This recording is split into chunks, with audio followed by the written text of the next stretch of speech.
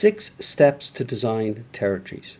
Step 1, define your business goals. What is important to you? What do you want to achieve from this design project? Your goal will dictate the outcome and the success of your designs.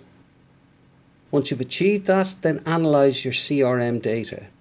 What key data do you have? You'll obviously need customer locations, but what other critical sales KPIs are important to you, and is your data clean? 3, then you can move to choosing your model, be it a geographic account or hybrid. Geographic, most popular.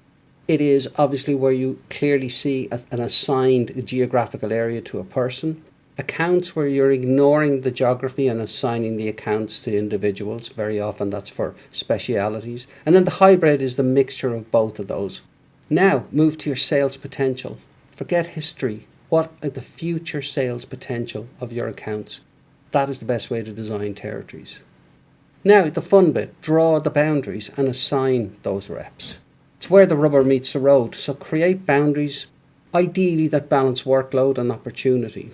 And by using a very simple lasso tool, you can select those accounts and reassign them really easily and create your territories. But the final element is often the most important. 90% of the success comes from the software, 10% from the humans on the ground. So get their feedback and validate those designs before you put them into execution stage.